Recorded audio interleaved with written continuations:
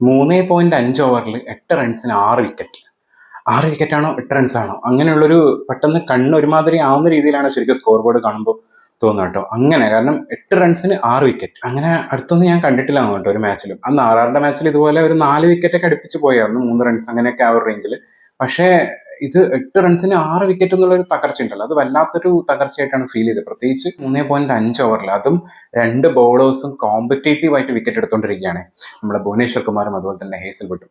പറഞ്ഞു വരുന്ന ഇന്നത്തെ മാച്ചാണ് DC വേഴ്സസ് RCB. അതും DCയുടെ ഹോം ഗ്രൗണ്ടിൽ അരുൺ ജെയ്റ്റ്ലി ഗ്രൗണ്ടിൽ വെച്ചിട്ട് കഴിഞ്ഞ മാച്ചിൽ നമ്മുടെ PBKS DC മാച്ചിൻ്റെ അകത്ത് ഫസ്റ്റ് DC ബാറ്റ് ചെയ്തപ്പോൾ 264 റൺസ് അടിച്ച അതേ ഗ്രൗണ്ടിൽ, അതും ചേസ് ചെയ്ത സമയത്ത് ചേസ് ചെയ്തിട്ട് ആ ടോട്ടലിനെ മറികടന്നിട്ടുള്ള ആ ഗ്രൗണ്ടിലാണ് ഇന്ന് 8 റൺസിന് 6 വിക്കറ്റ് എന്നുള്ള ഒരു സ്റ്റേജിൽ 4 ഓവർ ആവുന്ന സമയത്ത് DCയുടെ അവസ്ഥ ഉണ്ടായിരുന്നത്. പക്ഷെ അതിൽ നിന്ന് പിന്നെ എങ്ങനെയൊക്കെയോ മെല്ലെ മെല്ലെ കരകയറി അവസാനം 75 റൺസിൽ അങ്ങോട്ട് തീർന്നു. ആ 75 റൺസ് എന്ന് പറയുന്നത് ശരിക്കും ഇപ്പോഴത്തെ RCBയുടെ ആ ഒരു ബാറ്റിങ്ങിന്റെ പവറൊക്കെ വെച്ചിട്ട്, പ്രത്യേകിച്ച് ഓരോ ബാറ്റ്സ്മാൻമാരുടെ ഒരു ഫോമൊക്കെ വെച്ച്, ഈവൻ ദേവദത്ത് പടിക്കൽ ആണെങ്കിലോ അല്ലെങ്കിൽ വിരാട് കോഹ്ലി ആണെങ്കിലോ ഇവർക്കൊക്കെ ഒറ്റക്ക് എടുക്കാൻ പറ്റുന്ന ഒരു സ്കോർ മാത്രമേ ഉള്ളൂ. അപ്പൊ അതുകൊണ്ട് തന്നെ കളി എന്തായാലും RCB ജയിച്ചു എന്നുള്ളൊരു സംഭവം ഉറപ്പായിട്ടുണ്ടായിരുന്നു. പക്ഷെ ചെറിയൊരു ഇതെന്ന് വെച്ചാൽ ഇനി എന്തെങ്കിലും വല്ല മാജിക്കോ അല്ലെങ്കിൽ വല്ല അത്ഭുതം എന്തെങ്കിലും നടന്നു കഴിഞ്ഞാൽ ചിലപ്പം DC ജയിക്കാം, ഇതേപോലത്തെ ഒരു ബൗളിംഗ് അറ്റാക്ക് തിരിച്ചുണ്ടായാൽ DC ജയിക്കാമെന്ന് പ്രതീക്ഷിച്ചായിരുന്നു. പക്ഷെ അങ്ങനെ ഒന്നും ഉണ്ടായില്ല, വലിയ ട്വിസ്റ്റോ ടേണൊന്നും ഇല്ല. RCBക്ക് ഈസി ആയിട്ട് ജയിക്കാൻ പറ്റുന്നൊരു മാച്ചായിരുന്നു ഇന്നത്തെ മാച്ച്. ബാറ്റിങ്ങിലുള്ള എല്ലാവരും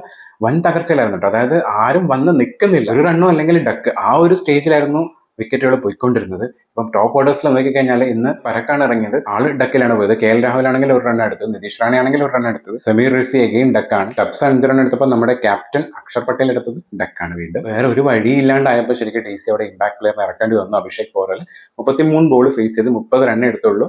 അറ്റ്ലീസ്റ്റ് അവിടെ കുറച്ച് നേരം ഒന്ന് വിക്കറ്റുകളൊന്ന് പിടിച്ചു വെക്കാം എന്നുള്ളൊരു ആ ഒരു പ്ലാൻ ഇട്ട് കളിച്ചത് ശരിക്കും അവിടെ അഭിഷേക് പോറലായിരുന്നു. അത് കൂടാണ്ട് ഡേവിഡ് മില്ലറും കുറച്ചു നേരം പിടിച്ചു നിന്നു, പക്ഷെ അധികം നേരം പിടിച്ചേക്കാൻ പറ്റിയില്ല. പോറൽ ഔട്ട് ആവാണ്ട് നിൽക്കുന്നതുകൊണ്ട് തന്നെ അവിടെ ജെമിസൺ ഒന്ന് കുറച്ചു നേരം നിന്ന് നോക്കി, 12 റണ്ണൊക്കെ എടുത്ത് 13 ബോളിൽ. പക്ഷെ ആൾക്കും ഒരു സമയം കഴിഞ്ഞപ്പോൾ എന്തായാലും ഔട്ടായേ പറ്റുള്ളൂ എന്നുള്ളൊരു അവസ്ഥയായിരുന്നു.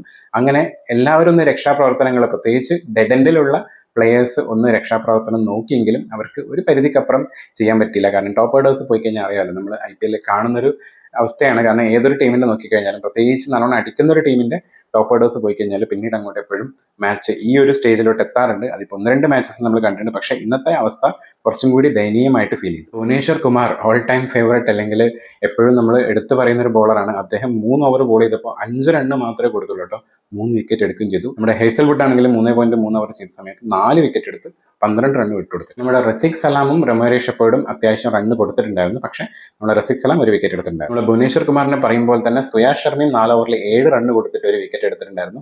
അതും ഒരു മെയ്ഡിൻ ഓവറും കൂടി ഉണ്ടായിരുന്നു ആളുടെ ഓവറിൽ. എന്നത്തെയും പോലെ നമ്മുടെ അത്യാവശ്യം കുഴപ്പമില്ലാത്ത രീതിയിൽ എപ്പോഴും ബോൾ ചെയ്യുന്ന നമ്മുടെ കൃണാൽ പാണ്ഡ്യയ്ക്ക് 2 ഓവറാണ് കിട്ടിയിരുന്നത്. 2 ഓവറിനകത്ത് ഒരു വിക്കറ്റ് കിട്ടിയിട്ടുണ്ടായിരുന്നു, 9 റണ്ണ് വിട്ടെടുത്തിട്ടുണ്ടായിരുന്നു. അങ്ങനെ മൊത്തത്തിൽ RCBയുടെ ഒരു ബൗളിംഗ് വിളയാട്ടായിരുന്നു എന്ന് പറയാം.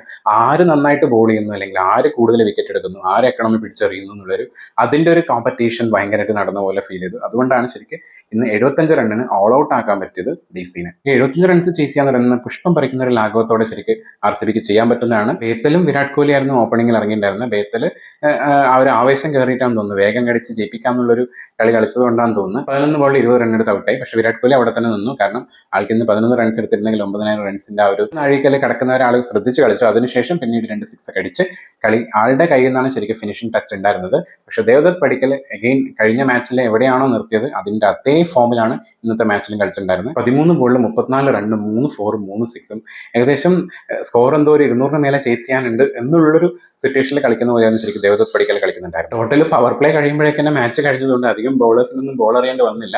ആദ്യത്തെ കുറച്ച് പേര് മാത്രമേ ബോൾ എറിഞ്ഞിട്ടുണ്ടായിരുന്നുള്ളൂ. അതിന് നമ്മുടെ ചമീരയും അക്ഷർ പട്ടേലും എക്സ്പെൻസീവ് ആയിരുന്നില്ല. പക്ഷെ ജെമിസൺ അത്യാവശ്യം റണ്ണ് കൊടുത്തിട്ടുണ്ടായിരുന്നു. 3 ഓവർ കഴിയുമ്പോൾ തന്നെ 42 റൺസ് ഓൾറെഡി കൊടുത്തിട്ടുണ്ടായിരുന്നു. പക്ഷെ ഒരു വിക്കറ്റ് കിട്ടി.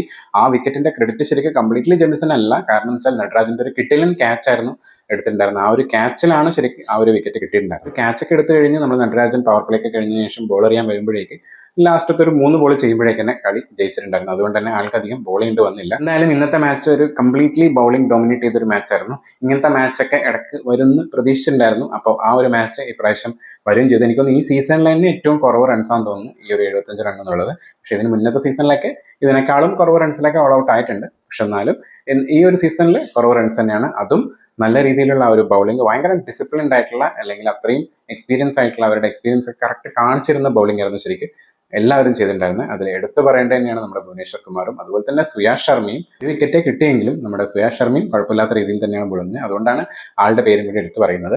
മാച്ചിന്റെ ആ ഒരു തോൽവിയോടുകൂടി ഡി സിക്ക് നല്ല രീതിയിലുള്ള എഫക്റ്റ് കിട്ടിയിട്ടുണ്ട്. കാരണം എന്ന് വെച്ചാൽ തോക്കൽ മാത്രമല്ല, വലിയ മാർജിനിലാണ് തോറ്റേക്കുന്നത്. കാരണം 80-ന് മേലെ ബോൾസ് എന്തോ ബാക്കിയുണ്ട്.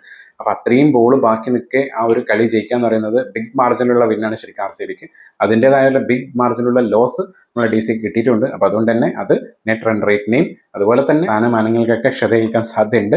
അപ്പൊ എന്തായാലും അടുത്ത മാച്ചിൽ ഇതുപോലുള്ള എന്തൊക്കെ വെറൈറ്റി സംഭവങ്ങളാണ് വരാൻ പോകുന്നത് നമുക്ക് കണ്ടെന്നറിയണം. അപ്പൊ അടുത്ത വീഡിയോയിൽ കാണാം. അത്രേ ഉള്ളൂ.